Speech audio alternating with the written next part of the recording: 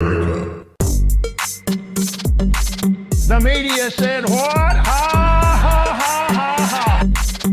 Dig on America. You are fake news. Last call. Last call. Last call. Last call. Hello, everybody, and welcome. Thank you for joining us tonight. If you're joining us on Facebook or Twitter or streaming from Twitch, this is a special kind of show. We normally do our shows on Sunday, but we're bringing this to you tonight, this Thursday, because we are less than a week away from Election Day. And this will be the first nationwide election since January 6th of 2021. And the stakes for this election have never been higher. With just with everything that's going on here, when the rest of the world, not just America, is mired in high inflation and high fuel prices, and in the shadow of reproductive and privacy rights being stripped away from women with the stroke of a pen by the Supreme Court, and with election deniers and enablers of the former president on the ballot, Americans are going to be heading to the polls. And joining us on the show tonight is a man who is running against one of those enablers. Chris Jones is a seventh-generation Arkansan, the recipient of a NASA scholarship that propelled him to the classrooms of Morehouse College studying physics and math. But not being satisfied with that, he continued his education at MIT, studying nuclear engineering and earning a PhD in urban planning. I don't know if this brother was planning to take over the world or not, but he got the education for it. He's the husband to an ER doctor, an Air Force veteran, and a fellow #girl dad, as the father of three daughters. And if all that wasn't enough, he's also an ordained minister. It is my absolute honor to welcome the next governor, Lord willing, of Arkansas to the show, Chris Jones. Chris, my older brother, Chris, what's happening? What's up, little brother? What's up, man? It's good to see you. Thank you for having me on the show, man. Yeah. Oh, it is my pleasure to have you on. I hope you don't mind. I have a bunch of questions for you. Oh yeah, let's go. And I know you got some big business handling out in Arkansas right now. We're doing it, man. We're doing it. So I just wanted to start off the show. You know, I gave the introduction there, and I just kind of wanted to start off the show by kind of addressing the elephant in the room. You are running against Sarah Huckabee Sanders, who, quite frankly, has lied to us to our faces as press secretary for Donald Trump. Yeah. How has this campaign been, and what do you think it's going to take to get a win here next week? It's been great, man. Look, I want to set the stage by saying that, as you mentioned, I'm a seventh generation Arkansan, so my family's been here for over 200 years, and like I love this state. I believe in it. I believe in the people. I believe in our potential, and I believe in what we can create when we come together in this state. And when I think about that context, I've always said that Arkansans believe in working hard. Arkansans believe in respecting each other. Arkansans actually believe in civility, despite what you hear on national stage. So for me, it was going in that direction because that's what a true Arkansan is about. And it turns out when she jumped in the race, it created such a contrast because she is the polar opposite, right? She is nepotism in action. Yes.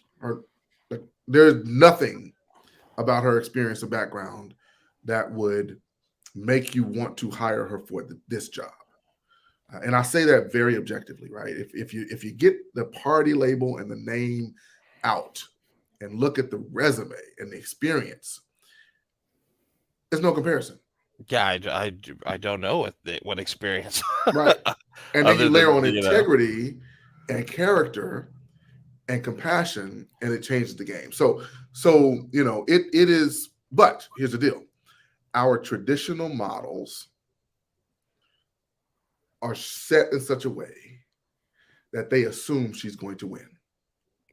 Right. Because our traditional models say if you have money and if you have name recognition, and if you're in a state that leans in your direction, It's over.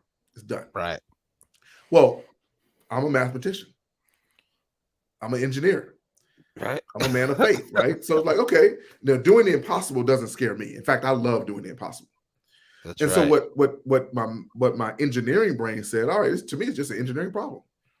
If the structure as it exists is not favorable, then change the structure. Absolutely. And it just so happens our change in the structure aligns with who I am.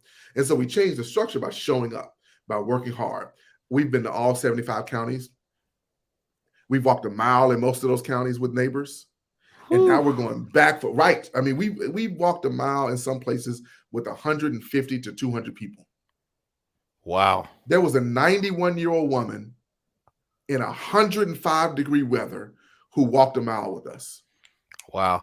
And that's I hear that all the time about candidates like yourself who are actually going out and doing the deep canvassing, meeting with voters. I haven't heard her say anything about, oh, we met with so and so, and so it's like, yeah, you can outraise me, but you won't outwork me. And that's just the mentality that you have. I wanted to bring in here, because I know you have a ad that's been running up, and I think it's perfect for what's happening right now, because I get, God bless you, Mandela Barnes, I gave you $50. But we get these ads like all the time, and I want to play this ad that's coming up now because I think it's perfect for the time. So here, let's watch your warning ad here. What would you give for a world where you didn't know who Ron DeSantis is? Put a number on it. Send that to my campaign. Greg Abbott, Kay Ivey. The Supreme Court has turned Republican governors into kings. This dude thinks he's king of Mississippi. I don't want to scare you, but if my opponent, Sarah Huckabee Sanders, wins in November, you are never, ever, ever getting rid of her. The daughter of former Republican Governor of Arkansas, Mike Huckabee. Yeah, that's her. Just a mouthpiece for depravity. That too. The brazen, relentless, dead-eyed lying. She's running for governor of Arkansas. But there's good news. So am I. Democrats love to be angry about stuff. And Sarah Huckabee Sanders is going to give you so many opportunities. Sarah has Donald Trump in her ads. Sarah Huckabee Sanders for governor. Her entire record is Donald Trump. Her entire experience is Donald Trump. You think Sarah Huckabee Sanders is going to let Ron DeSantis upstage her? She will turn Arkansas into an incubator for the worst policies and ideas in America. And they will make their way up to the Supreme Court. The next thing you know, they'll be in your backyard. You can wake up every day for the next 4 years knowing that choice is safe in Arkansas. Or you can wake up and delete scary, end-of-the-world emails from Democratic fundraisers for the next 4 to 8 years. We don't have to go through that. Help me help Arkansas and America now.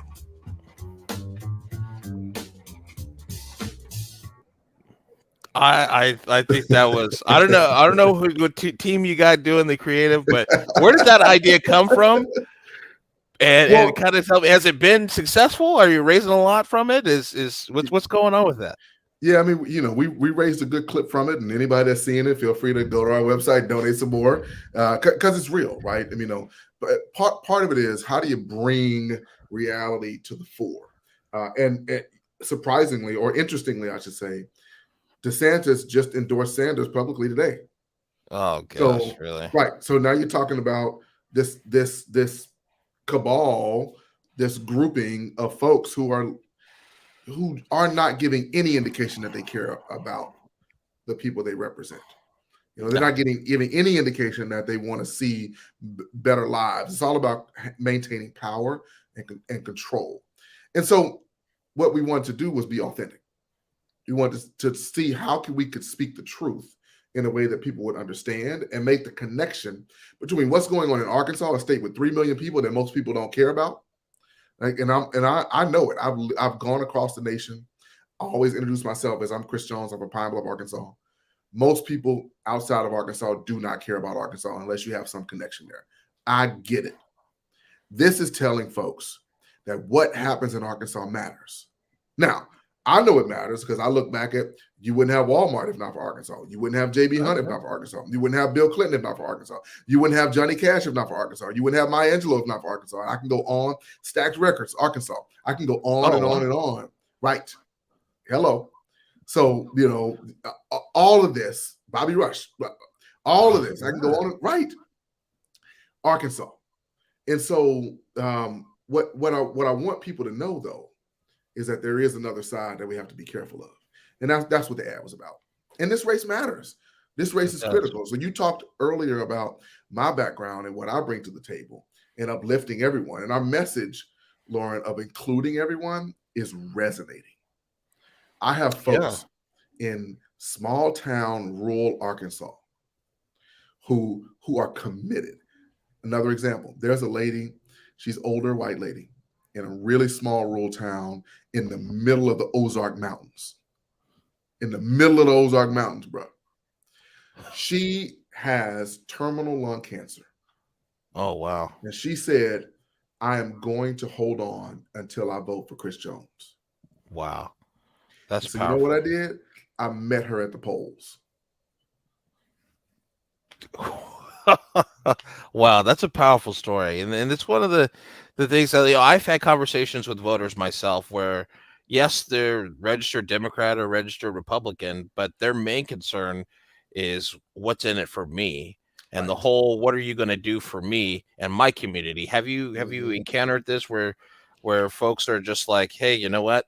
I see it every day on Twitter. It seems like I get a notification. I'm voting for Chris Jones coming up.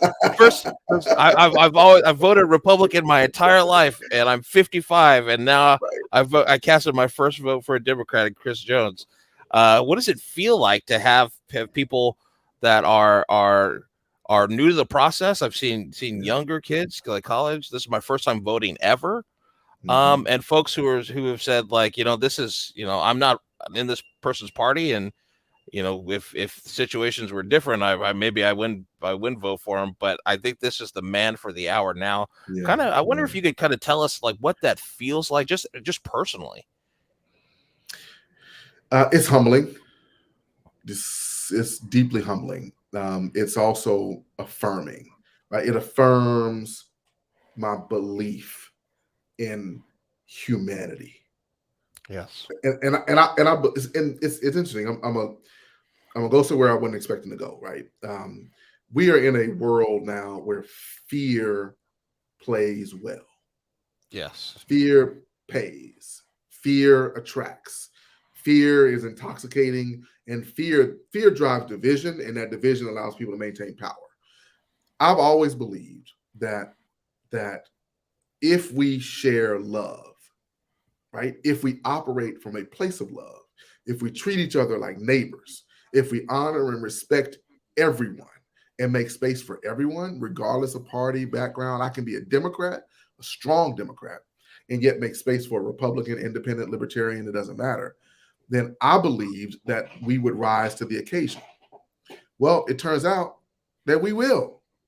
It turns out that people do rise to the occasion. Funny how that works. That actually love is more powerful than fear. That love is that chord that people are waiting to be struck. Man, I have had grown men in tears because they finally found a space for us to be neighbors, for us to get past all of the mess. And they're like, we can do this in this moment, in this time. And now to get here, it took a lot of work. We worked, we ground, we fought, we worked. I showed up, kept talking, pushed past the naysayers and everything, stayed focused.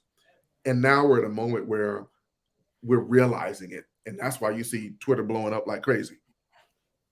Yes. I'm wondering if we can kind of shift topics here. I know Republicans are ramping up their attack ads against Democrats with stuff that it's focused on crime. And I was wondering if you could kind of tell us what crime is like in Arkansas and if you've been kind of successful in delivering the actual facts that places like Arkansas and Oklahoma that have these conservative governors have actually seen violent crime increase. That's what the data shows us. I wonder if you could kind of speak to that a little bit. Yeah, I mean, it's a major issue, both in the lived experience of folks, because they experience it, right? And sometimes you experience things that you highlight more than you experience it if you don't highlight it, if that makes sense. Right? If I say, oh, I want a red Mercedes, I want a red Yugo, I want a red truck, all of a sudden I'm gonna see red trucks everywhere. I see room everywhere. Everywhere. And I watch tomorrow, you're gonna see some red trucks. Just because we said it.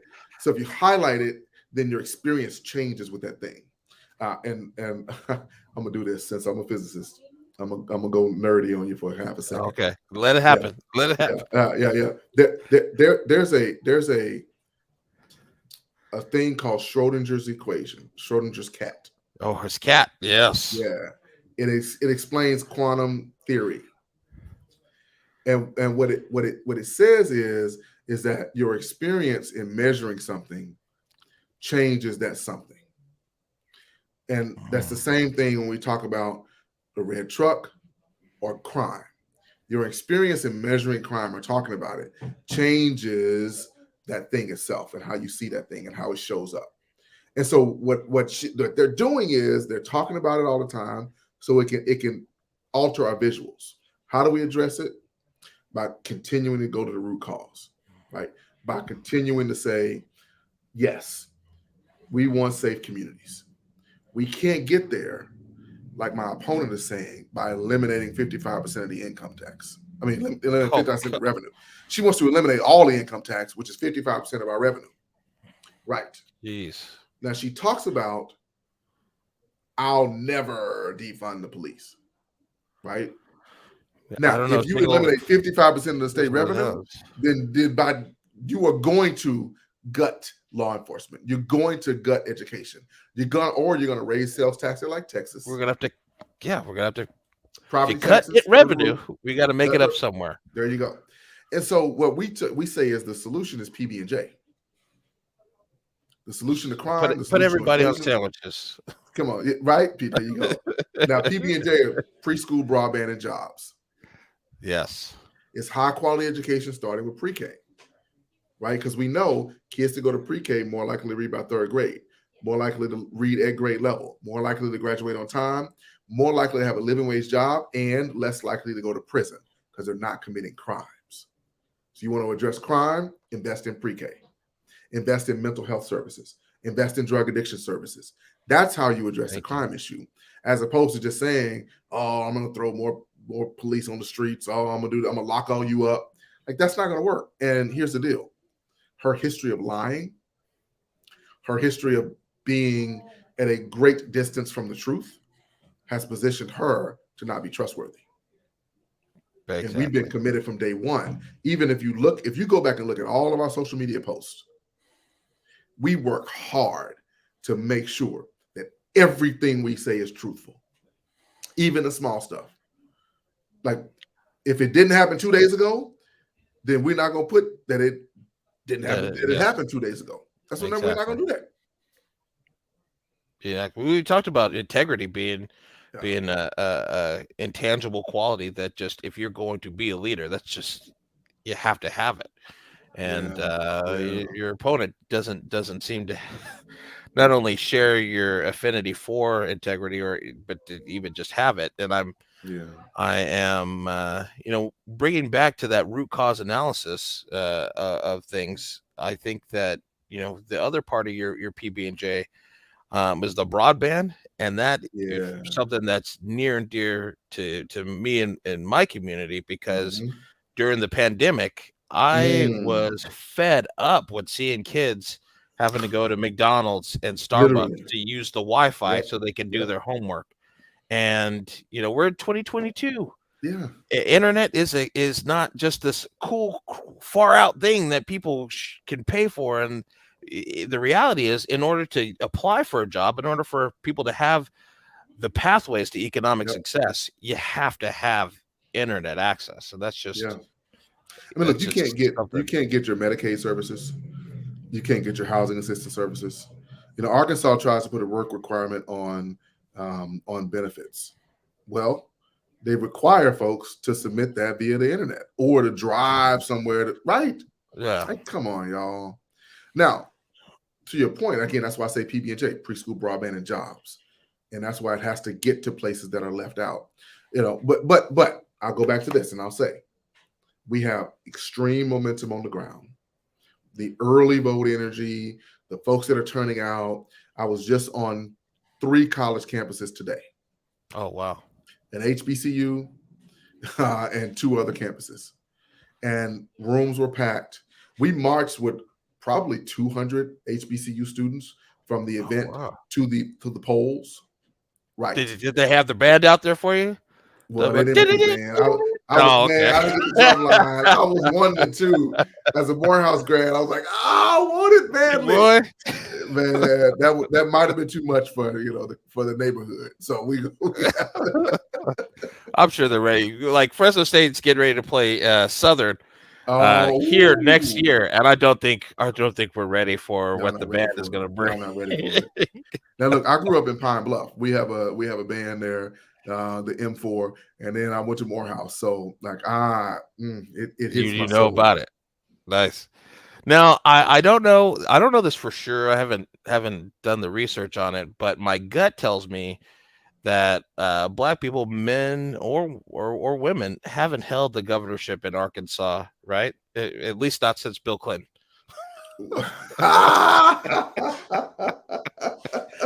No, but you would be the first. Well, right, or the second, as you say.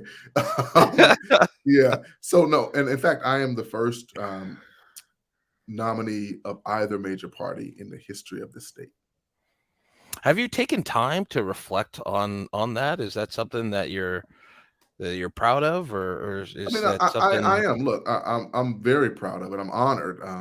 It shows some progress. Like I carry around with me sometimes a pouch, and in it has a copy of the pre-1867 census record. Wow. And on it, my ancestors are an age and a dash. Their property. Wow. And to think that we went from them being property to my grandfather having a 3rd grade education and driving a truck, to me having 5 degrees and being married to somebody with 3 degrees and having 3 amazing daughters, and being here now in this space as the first African-American Democratic nominee and being this close, right? And so with the right wind, with the right support, this race is close. And becoming the first African-American governor of Arkansas, a southern state. Yes. That's big. I get it. I feel it. And my eyes on the ball because the game's still on. And I tell folks everywhere, we're in the 4th quarter. We got 3 minutes left in the game. We are tied, and we have the ball. Right. We have the ball. And so that's why we're going to do a last tour of the entire state. And we're going to every community. We're hitting every last street, and we're getting folks out to vote. And that's why I need your folks to come and support us too. I Absolutely. wish you could get on the ground here, man. I wish you could get on the ground. Man.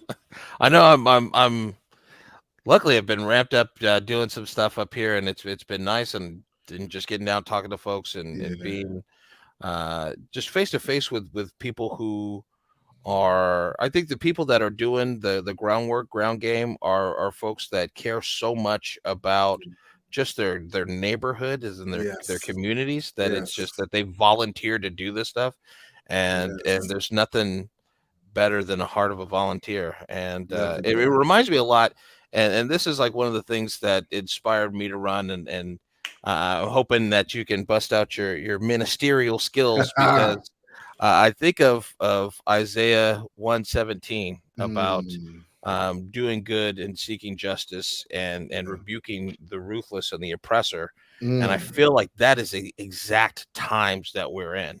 Is it? That we need more people who are wanting to just do good, and just rebuke the we're seeing a situation now where elected officials' families are getting attacked in their house. Yes. And I'm just kind of like, this isn't crazy. This can't be America. Right? It can, right? Because we're born into sin and shaped in iniquity, right? We all fall short. Like there's a struggle between the spirit and the flesh. So I'm not surprised by humanity's by man's inability to reach higher heights in this time. What I'm surprised by is that we haven't collectively stepped up to protect those who are stepping up, right? So Yes. here's what I mean, right? We need more folks who walk in integrity, are willing to speak truth, and are willing to serve. We need more folks in the arena.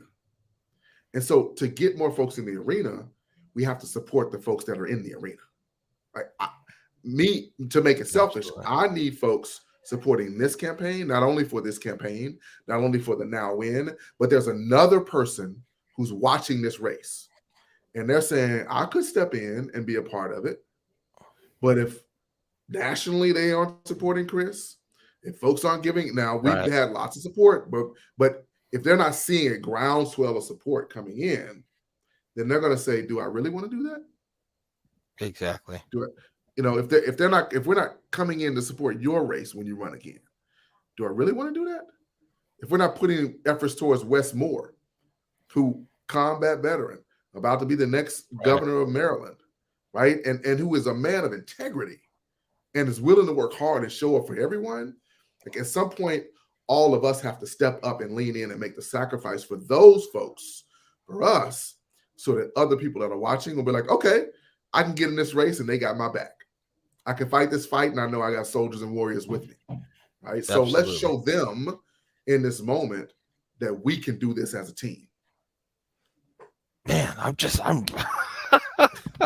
I'm fired up, man. I'm ready. Ready. Hey, and it reminds me a lot. So it reminds me a lot of the first time I heard you speak. We were in Washington D.C. last year for Collective PAC's 5-year anniversary, and we were at the what do they call it? The hip chic gala dress. I don't know.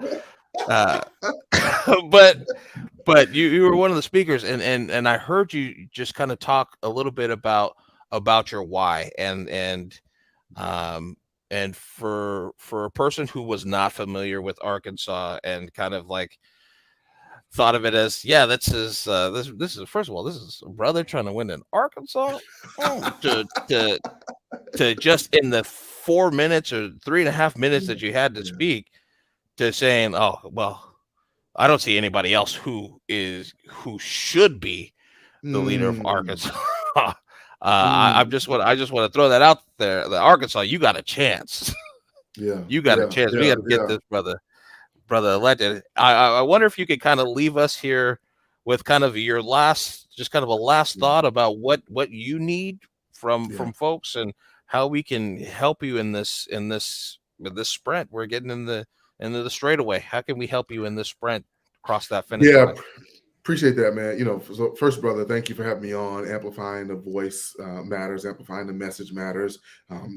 I am encouraged and energized by being in this virtual space with you, because I love your energy. I love you. I appreciate what you do, and I mean that. Like, and it helps me in my spirit. And now, what folks can do, because we are going everywhere. Like when I say going everywhere, it is nonstop, because every Arkansan matters, and we want to show it. And we want to show. My theory is that hard work will beat nepotism, and that love will break the back that Trump has created in this country. That's my theory. So how you can help? We got buses going to the polls. We have drivers. We have volunteers knocking on doors. We texted 165,000 people last Saturday in Arkansas, 165,000 Arkansans. Like, we are grinding. So you can donate to help us continue to do that. Go to chrisforgovernor.com. Folks can sign up to volunteer and phone bank or text bank right now. You can. Awesome. We got a couple more days. You can come on into Arkansas. Certainly keep us in prayer, because that matters. And let's do this together. We got young folks and old folks and white folks and black folks and Hispanics and Marshallese that are looking at this moment, and they're saying, we can do something that folks said was impossible. This is a David and Goliath situation. And I've said from the beginning, we got 5 stones and it only takes one. And I think that one is love wrapped in hard work. And that's what we're going to do. So let's make it happen. Wow, dang. And it's wrapped up pretty in a bow. I didn't even get into the other stuff I was going to talk about just like, you know, how kind of wanted to get your experience on like people trying to, as extensive as your resume is, I'm sure there's folks that are always trying to push back and say, well, you know, he hasn't been in elected office and all this other stuff that they normally say, but neither has your opponent. So right. So that balances it out. And look, guess what? I'm the only one that's run multiple multi-million-dollar organizations. Like, let's be clear. Like, I've had executive experience. I know how to hire and fire folks and set a vision and lay it out. I'm the only one who actually has policy experience. So between my degrees and working at OMB and actually being in the world, so we level that out. But at the end of the day, man, those are noisemakers. What people care about is, will you show up for me? When you're in the room and I'm not there. I had a guy, and I'll tell you this. There was a guy in Northeast Arkansas, white guy, disabled veteran, walking on a cane. I spoke, he came up to me and he said, look, love what you said. When you win, do not forget about me. Why? Because every month, at the end of the month, he had $200 to $300 that he needed to get, and he'd have to fight for that $200 or $300. And he was almost homeless at the end of every month. Folks just want to know that they won't be forgotten about. And you're the type of man that won't forget. Chris, I want to thank you for coming on. Everybody, we have chrisforgovernor.com. Donate, like I said, volunteer, donate, get this man into office, because he's got me ready to move to Arkansas. I had to talk to the wife first, but I will work for pennies if it means installing your vision and helping those folks out. So I appreciate you coming on. Transform the nation, man. Yep. I appreciate you coming on. chrisforgovernor.com. Please go there. If you are in Arkansas and you haven't voted yet, what are you doing? You need to get to the polls, because every vote and every Arkansan matters. That's right. So thanks for coming on, and we'll catch you guys at our regular time, Sunday evening at 5:30. And I hope you guys all have a great night. God bless. Dig on America. The media said what? Ha, ha, ha, ha, ha. Dig on America. You are fake news. Last call. Last call. Last call.